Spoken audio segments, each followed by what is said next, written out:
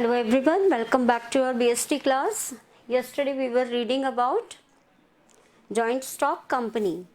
So we have seen joint stock company जो है उसके क्या features हैं, we have seen it. Now we have to come on merits. उसके advantages क्या हैं अगर हम एक sole proprietorship में नहीं हैं, अगर हम partnership में नहीं हैं, अगर हम किसी कंपनी में इन्वेस्ट कर रहे हैं, अगर हम उसके शेयर होल्डर हैं, तो कंपनी जो है उसके क्या मेरिट्स हैं, ठीक है, for itself and for us also. The company form of organisation offers a multitude of advantages. यहाँ पर नीचे कुछ आपको डिस्कस किए गए हैं. First thing is limited liability. जो लाइबिलिटी है इसमें वो बिल्कुल कम है.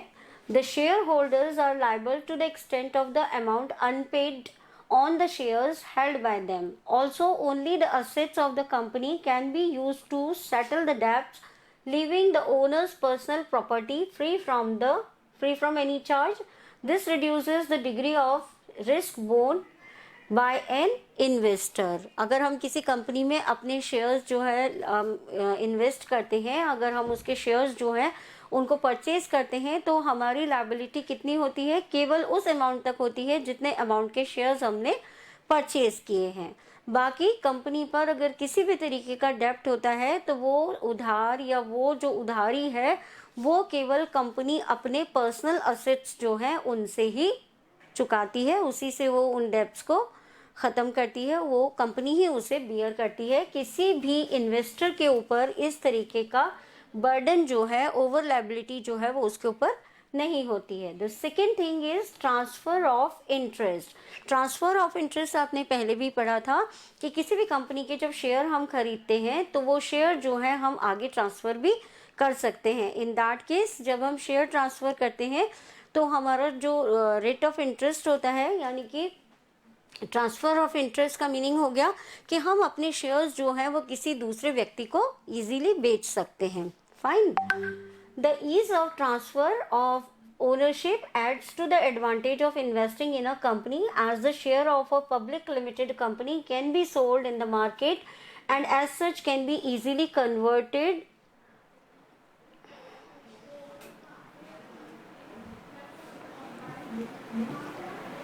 wait for a second.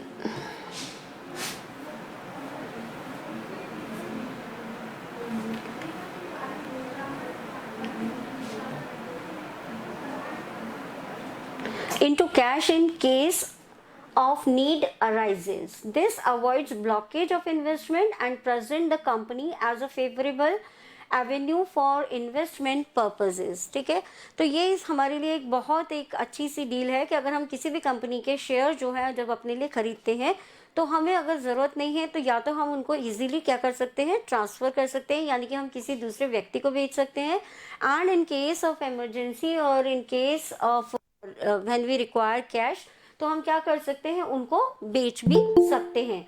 तो इस तरीके से जब हम कंपनी में इन्वेस्ट करते हैं तो कभी भी हमारी मनी जो है वो ब्लॉक नहीं होती है. इजीली या तो उसको ट्रांसफ़र किया जा सकता है या फिर इजीली उसको बेचा जा सकता है. The third advantage is perpetual existence. जो कंपनी है उसकी एग्जिस्टेंस जो है वो हमेशा बनी रहती है. इन case of any a company will continue to exist even if all the members die.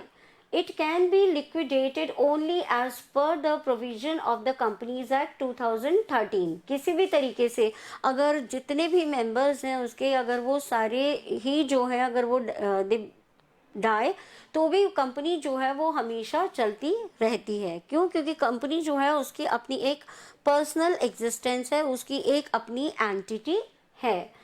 ठीक है, वो अपने मेंबर से, उसकी एंटिटी जो है वो सेपरेट है. It has separate entity from its members. उसके मेंबर्स से उसकी एंटिटी बिल्कुल अलग है. वो लीगली एक पर्सन है, although it is an artificial person, लेकिन उसकी एक अलग आइडेंटिटी है.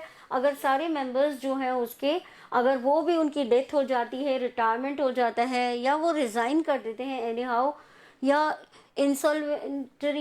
इंसॉल्वेंसी हो जाती है, तो भी इन दैट केस कंपनी जो है वो कंटिन्यूअली रन करती रहती है. Now scope for expansion.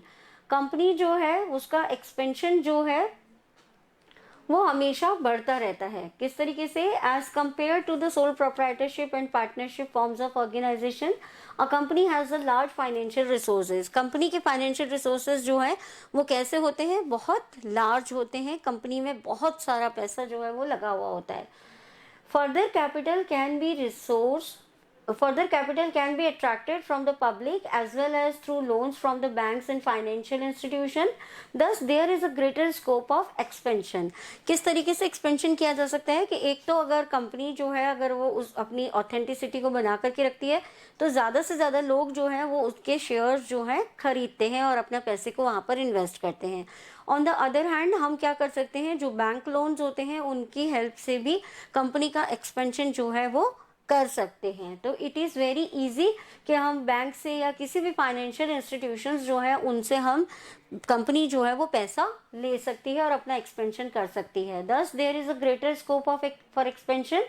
The investors are inclined to invest in shares because of the limited liability, transferable ownership and possibility of high returns in a company। इसके साथ साथ क्या होता है, आपके जो इन्वेस्टर्स होते हैं, एक तो बैंक जो हो गए वो या फिर कोई भी फाइनेंशियल जो रिसोर्सेज हैं वो क्या कर रहे हैं, आपको फंड अवेलेबल करा रहे हैं। उसके साथ साथ यहाँ फ़ायदा ये है कि ज़्यादातर इन्वेस्टर्स जो होते हैं वो कंपनीज़ के शेयर में इन्वेस्ट करते हैं और कंपनीज़ के शेयर्स में इन्वेस्ट करने का रीज़न जो है वो ये है कि इनकी लायबिलिटी जो है वो लिमिटेड होती है। सेकेंड थिंग कि इनकी जो ट्रांसफ़र ओनरशिप जो है, शेयर्स की ओनरशिप जो है वो ट्रांसफरेबल होती है इजीली, और एक अच्छा रिटर्न जो है वो कंपनी से मिलता है। सपोज़ यू आर आपने किसी से शेयर खरीदे हैं तो वो शेयर जो है वो अच्छे दामों पर आगे जा कर के बिक जाते हैं। बहुत ही कुछ केसेस ऐसे होते हैं जब कंपनी के शेयर्स जो है वो मार्केट में डाउन हो जाते हैं।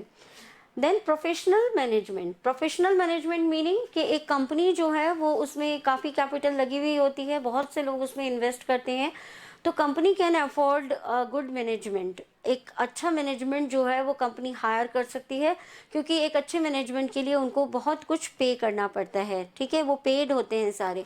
तो ये कंपनीज जो होती हैं ये बड़ी बड़ी जो इंस्टीट्यूशंस होते हैं, एकेडमिक इंस्टीट्यूशंस जो होते हैं, वहाँ से अच्छे बंदे जो हैं, फ्रेश जो कैंडिडेट्स होते हैं उनको हायर करती हैं और उन्हें पे करती हैं। तो company can afford pay higher salaries to specialist and professionals. ये प्रोफेशनल्स को और स्पेशलिस्ट जो हैं, इधर दे आर एक्सपीरियंस्ड और द फ्रेशर्स को भी ये अडॉप्ट करती हैं, और उसके साथ साथ जो एक्सपीरियंस्ड होते हैं प्रोफेशनल्स उनको भी हायर करती हैं और उनको एक अच्छा अमाउंट जो है वो पे कर सकती हैं। क्यों? क्योंकि इनमें जो कैपिटल इन्वेस्ट की जाती है वो ज़्यादा होती है, ये अफोर्ड कर सकते हैं। It can therefore employ people who are experts in their area of specialization. The scale of operations in a company leads to division of work. Each department deals with a particular activity and is headed by an expert. This leads to balanced decision making as well as greater efficiency in the company's operation. अब ये क्या कर रही है, अलग अलग departments बना करके वहाँ पर वर्क किया जा रहा है। तो इसकी वजह से भी क्या हो जाता है कि जब अलग अलग उसमें डिवीजन में वर्क किया जाता है तो उनको एक्सपर्ट के द्वारा हैंडल किया जाता है। अलग अलग, जैसे सेल्स का वर्क है वो अलग तरीके से किया जा रहा है, परचेजिंग का अलग, मीडिया का अलग, और इन सभी को कौन हैंडल करता है? उनके मैनेजर्स जो कि एक्सपर्ट होते हैं वो हैंडल करते हैं। तो इससे उनकी जो स्किल होती है, उनकी जो एक्सपीरियंस होती है, उसका फ़ायदा कंपनी को मिलता है।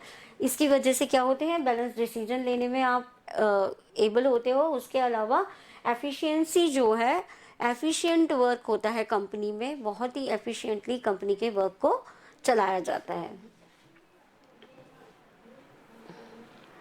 देन इट कम्स लिमिटेशंस, जहाँ पर एक तरफ इसके एडवांटेजेस हैं, मेरिट्स हैं, वहीं दूसरी तरफ क्या है, इसकी लिमिटेशंस भी हैं। लिमिटेशंस में आप देखते हो complexity in formation. The formation of a company requires greater time, efforts and extensive knowledge of legal requirements and the procedure involved. Company जो है उसका फॉर्मेशन जो है वो इतना इजी नहीं होता है। बहुत सारा आपको जो डॉक्यूमेंट का और जो पेपर वर्क होता है वो इसमें आपको करना होता है, राइट? तो इट्स नॉट ईजी। इसके लिए बहुत ज़्यादा टाइम, एफर्ट और एक्सपेंसिव नॉलेज, जो लीगल रिक्वायरमेंट जो हमें होती है उसके लिए आपको हायर करनी होते हैं. As compare to sole proprietorship and partnership form of organisation, formation of a company is more complex. किसी भी कंपनी की जो फॉर्मेशन है वो प्रोप्राइटरशिप या फिर पार्टनरशिप से ज़्यादा डिफ़िकल्ट होती है, क्योंकि यहाँ पर जो लीगल फॉर्मेलिटीज़ हैं वो ज़्यादा करनी होती हैं. क्यों? क्योंकि इस कंपनी में बाहर के लोग जो हैं वो बहुत ज़्यादा जुड़े हुए होते हैं. तो यहाँ पर इन चीज़ों को परफेक्टली और एफिशिएंटली करने के लिए इनका लीगल वर्क जो होता है वो ज़्यादा होता है. Then lack of secrecy. Lack of secrecy किस तरीके से है कि the companies act requires each public company to provide from time to time a lot of information to the office of the registrar of companies. आपको पता है कि company का रजिस्ट्रेशन रजिस्ट्रार के यहाँ पे जा करके किया जाता है. तो ये रजिस्ट्रार ऑफ कंपनीज जो है इनको टाइम टू टाइम कंपनी के जितने भी अकाउंट्स होते हैं उनकी जानकारी या फिर दूसरे जो लीगल फॉर्मेलिटीज होती हैं उनकी जानकारी इनको चाहिए होती है. Such information is available to the general public also. ये ऐसा भी किया जाता है क्योंकि जनरल पब्लिक जिन्होंने कि इसमें इन्वेस्ट किया है उनसे भी आप कोई भी चीज़ हाइड नहीं कर सकते हो. आपको उन्हें भी इन्फॉर्म करने के लिए ये इन्फॉर्मेशन जो होती है वो डिस्क्लोज करनी होती है. It is therefore difficult to maintain complete secrecy about the operations of company. इसीलिए आप कंपनी के जो ऑपरेशंस हैं, जितने भी काम किए जा रहे हैं कंपनी में, किसी भी वर्क को आप हिडनली आप उन जॉब्स को नहीं कर सकते हो. आपको जितने भी अकाउंट्स हैं या फिर जो लीगल फॉर्मेलिटीज़ हैं या जो भी आप लेन देन कर रहे हो वो आपको, कॉन्ट्रैक्ट जो कर रहे हो वो आपको शो करना होता है. इस वजह से सीक्रेसी जो है वो यहाँ पर कम होती है. Then it is impersonal work environment. Impersonal work environment किस तरीके से है? Separation of ownership and management leads to situations in which there is lack of efforts as well as personal involvement on the part of the officers of a company. The large size of a company further makes it difficult for the owners and top management to maintain personal contact with the employees, customers and creditors. यहाँ पर क्या होता है कि personal relationship जो है वो इतने इजी नहीं होते हैं. कंपनी का जो मैनेजमेंट होता है वो किसके द्वारा चलाया जाता है? बोर्ड ऑफ डायरेक्टर्स के द्वारा चलाया जाता है. और इतना ह्यूज स्टाफ इनका होता है, इतने ह्यूज मेंबर्स इसके होते हैं, इनके शेयर होल्डर्स होते हैं.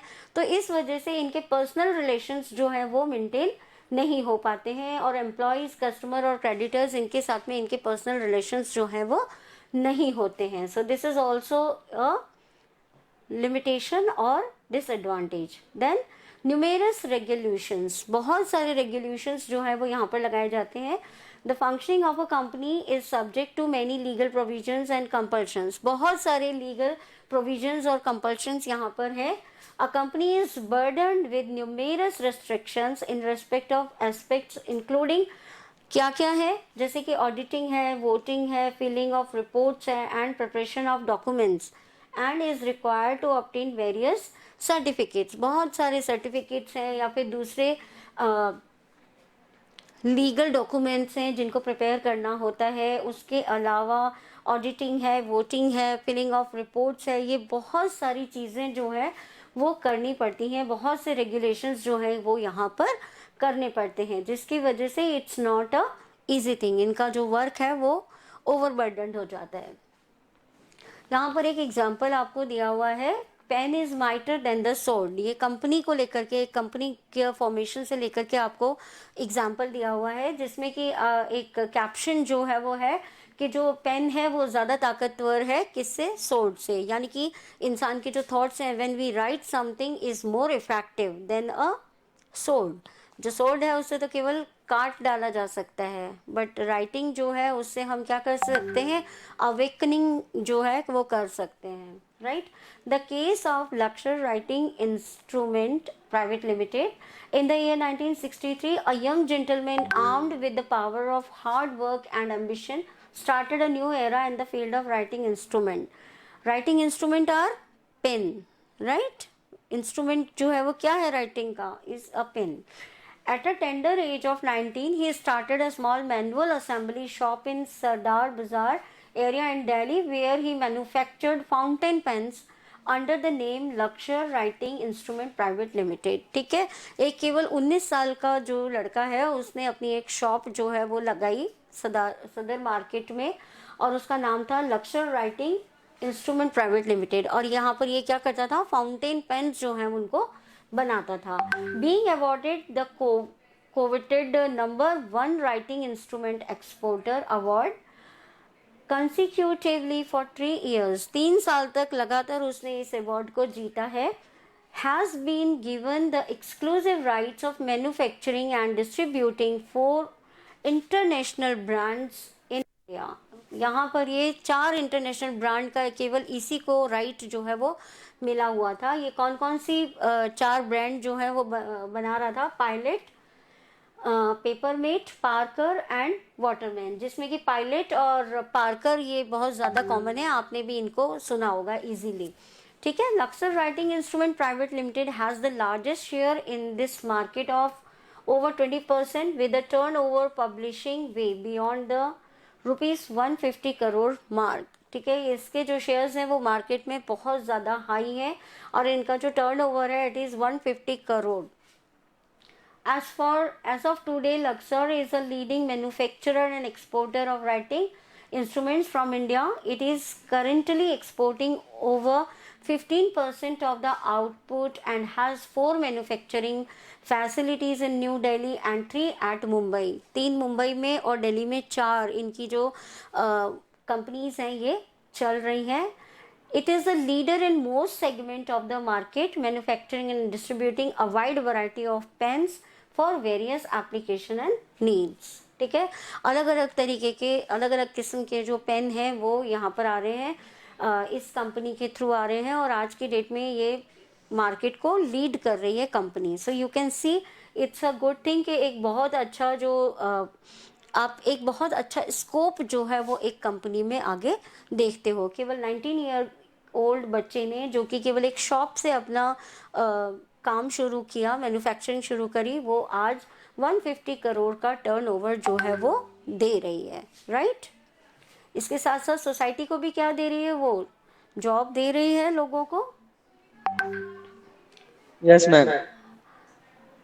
नाउ इट कम्स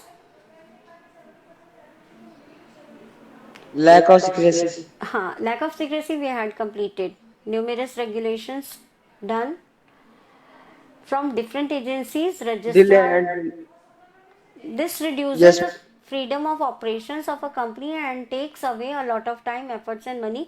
तो ये क्या कह रहे हैं कि बहुत सारे ऐसे लीगल फॉर्मेलिटीज़ हैं, बहुत सारा ऐसा पेपर वर्क है जिसकी वजह से कंपनी में जो टाइम है, मनी है और एफर्ट जो है वो बहुत ज़्यादा लगते हैं। Then delay in decision making, ये कहते हैं कि डिसीजन मेकिंग जो है उसमें भी बहुत ज़्यादा डिले है। आप देखते हो कि अगर एक पार्टनरशिप होती है या फिर आपके सोल प्रोप्राइटरशिप है, तो सोल प्रोप्राइटरशिप जो है उसमें सबसे ज़्यादा जल्दी डिसीजंस जो है वो लिए जाते हैं। क्यों? क्योंकि वहाँ पर अकेला बंदा होता है, उसे किसी के साथ भी डिस्कस नहीं करना पड़ता। But when we are talking about a company, companies are democratically managed throughout the board of directors which is followed by the top management, middle management and lower management। ठीक है, किसी भी कंपनी में क्या किया जा रहा है, बोर्ड ऑफ डायरेक्टर्स के द्वारा उसको मैनेज किया जा रहा है। 3 लेवल है मैनेजमेंट के, upper level, middle level and the lower level. ठीक है, तो इन तीनों को ही कम्युनिकेशन जो है यहाँ पर इज नॉट ईजी।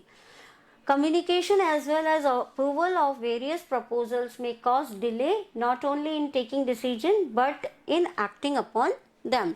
अब यहाँ पर क्या हो रहा है कि आप देखते हैं आगे जाकर के आप पढ़ोगे कि जो मैनेजमेंट है उसके 3 लेवल है, टॉप लेवल है, मिडिल लेवल है एंड लोअर लेवल है राइट। तो यहाँ पर क्या होता है, जब भी आप किसी भी चीज़ का डिसीजन लेने लगते हैं तो यहाँ पर तीनों की सहमति होना ज़रूरी है। पहले प्रपोजल जा रहा है, वो पहले टॉप से लोअर से मिडिल में जा रहा है एंड मिडिल से टॉप लेवल की तरफ जा रहा है। ठीक है, ये हायरार्की इसकी इस तरीके से होती है। तो पहले अगर कोई भी प्रपोजल है तो वो नीचे से गया तो वो मिडिल लेवल पर आया, देन उसके बाद में टॉप लेवल पर आया, वहाँ पर डिसीजन लेने में इतना टाइम लग रहा है। उसके साथ साथ क्या होता है, डिसीजन हो जाने के बाद में जब उसको एग्जीक्यूट करने का टाइम आता है तब भी इतना ही वक्त जो है लग जाता है। इस वजह से किसी भी कंपनी में डिसीजन मेकिंग जो है वो हमेशा कैसी होती है, डिलेड होती है। Then oligarchic management, In theory, a company is a democratic institution wherein the board of directors are representatives of the shareholders. Who are the owners? कौन है owners? Oligarchic मतलब क्या हो गया? Oligarchic means कि किसी भी एक पावर का होना, जैसे कि अगर हम पावर किसी के हाथ में दे देते हैं तो वो ही सुप्रीम पावर हो गई, वो ही अपना मनमानी चलाना एक तरीके से, राइट? तो यहाँ पर आप देखते हो कि कंपनी में क्या है, कंपनी एक डेमोक्रेटिक इंस्टीट्यूशन है। डेमोक्रेटिक इंस्टीट्यूशन कैसे कहा जा रहा है कि जिस तरीके से हम लोग वोटिंग करके अपनी गवर्नमेंट चुनते हैं, इसी तरीके से यहाँ पे जो शेयर होल्डर्स होते हैं वो अपनी वोटिंग करके किसको चूज करते हैं? मैनेजमेंट को चूज करते हैं। तो यहाँ पर मैनेजमेंट जो होता है वो सिर्फ अपनी मनमानी करता है। That's why it is called oligarchic management, right? अब यहाँ पे ये है कि in practice however in most large sized organisations having a multitude of shareholders, the owners have minimal influence in terms of controlling and running of the business. यहाँ पर management जो है वो अपने ही तरीके से मैनेजमेंट को करता है। जो दूसरे मेंबर्स होते हैं वो यहाँ पर अपना किसी भी तरीके से इसको मैनेज नहीं कर सकते हैं। क्यों नहीं कर सकते हैं?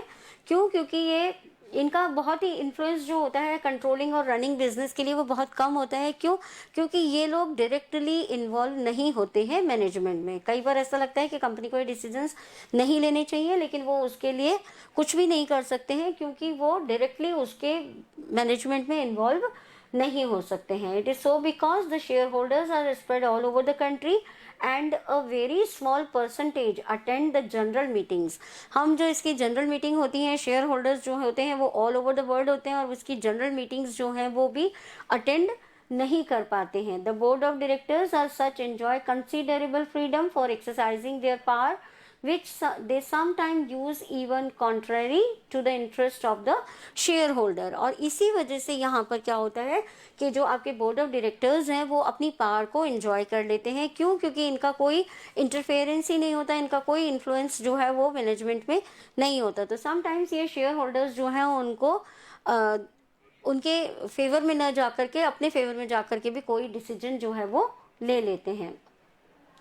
Dissatisfied shareholders in such a situation have no option but to sell their shares and exit the company, as the directors virtually enjoy the rights to take all major decisions. It's lead to rule by a few। और इसीलिए ऐसा होता है कि कुछ जो share holders होते हैं अगर उन्हें किसी भी तरीके से लगता है कि कंपनी का मैनेजमेंट सही नहीं है तो वो अपने जो शेयर्स हैं उनको क्या कर देते हैं? मार्केट में बेच देते हैं या फिर वो किसी को ट्रांसफ़र कर देते हैं और खुद उसमें से एग्जिट कर जाते हैं। तो इस तरीके से कई बार जो कंपनी के डिसीजंस हैं, मेजर डिसीजंस जो है वो केवल मैनेजमेंट द्वारा ले लिए जाते हैं। जो कॉमन लोग हैं उनको इवन उनका कोई भी इंटरफेरेंस वहाँ पर नहीं होता है। Then conflicts in interest. जो शेयर होल्डर्स होते हैं कंपनी के, उनके बीच में कभी कभी कॉन्फ्लिक्ट्स आ जाते हैं, डिस्प्यूट्स जो है वो उनके बीच में आ जाते हैं। किस तरीके से?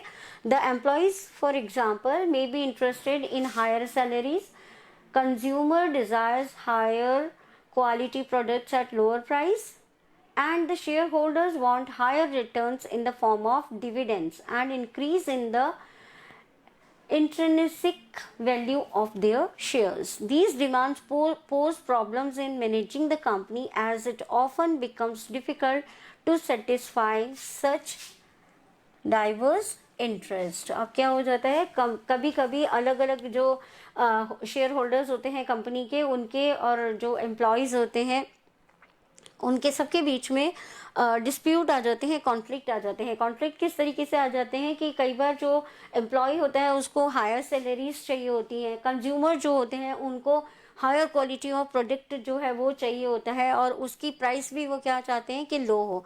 तो जब अगर इस तरीके से किया जाएगा तो ओबीवीएस सी बात है कि कंपनी का जो शेयर है वो थोड़ा डाउन होगा, क्योंकि इन्वेस्टमेंट जो है वो इन चीज़ों में किया जाएगा कि कंपनी के जो एम्प्लॉयज़ हैं उनकी सैलरीज बढ़ा दी जाएंगी या फिर कंज्यूमर को अच्छी क्वालिटी का प्रोडक्ट जो है वो लोअर प्राइस में अवेलेबल कराया जाएगा। तो यहाँ पर शेयर होल्डर्स जो है वो क्या चाहते हैं कि उनका जो डिविडेंड है वो इंक्रीज होता रहे।